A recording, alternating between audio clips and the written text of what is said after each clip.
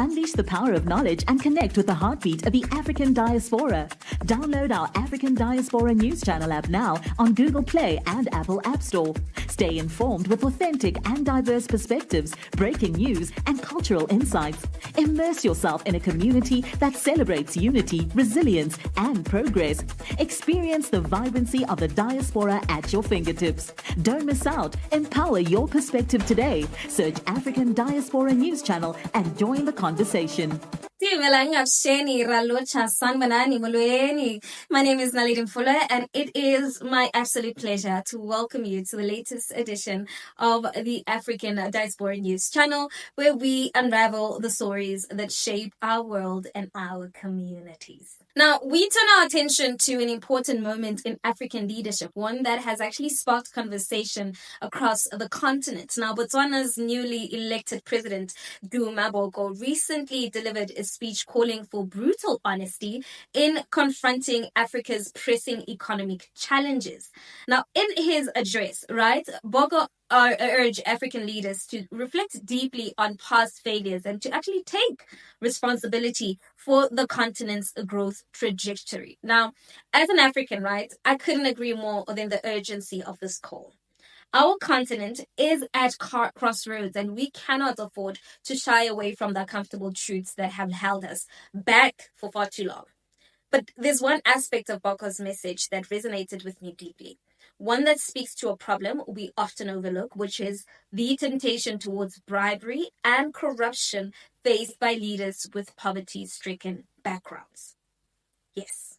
Now, leaders who have come from humble, struggling backgrounds and beginnings are often more vulnerable to the temptations of corruption, right? But that's also because they've experienced the hardships of financial insecurity and the weight of poverty and the desperation that comes with it.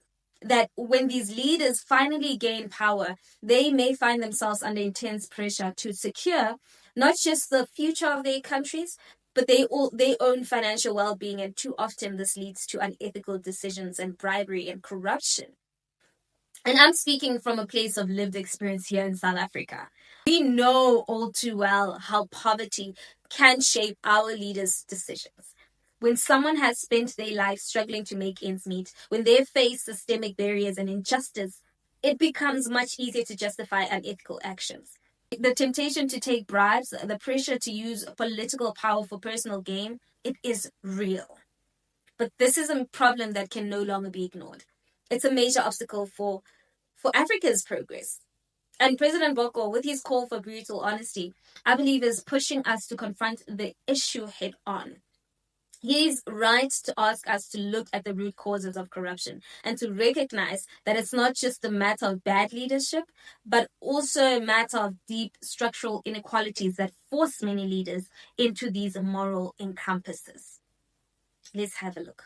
To make sure that this conference does not degenerate into merely a generous exchange of flattery, a failure to probe honestly, brutally honestly, I must indicate, the challenges that face us as a continent and the world,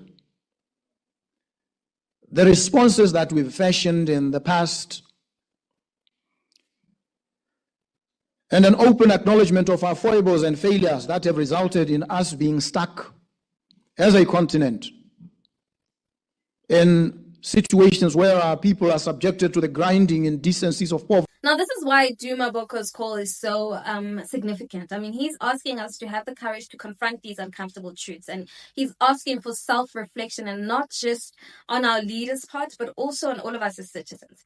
If we truly want sustainable growth for Africa, we need to create environments that removes the temptations of corruption at all levels of leadership.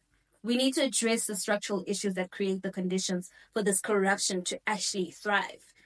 Now, I know that the road ahead is long and full of challenges. I mean, it's easy to be cynical, especially when we've seen so many promises for change that have never materialized.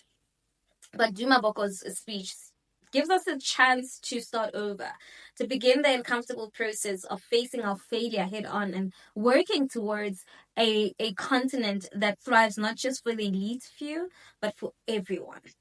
And it's time for brutal honesty, yes, right? But it's also time for bold action. We need leaders who not only come from humble backgrounds, but who also rise above the temptation of using their power for personal gain.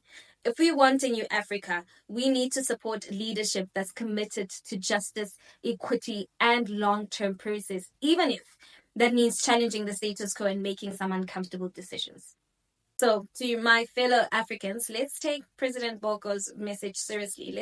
Let's reflect on the root causes of our challenges, and let's push for leadership that is as free from corruption as it is committed to the welfare of the people. Only then do I believe we can truly build an Africa where growth is not just a dream, but an actual reality. Let's continue the conversation in the comment section. We really want to hear from you. And while you're at it, don't forget to give this video a thumbs up. That's it from me. Till we meet again, it is goodbye for now.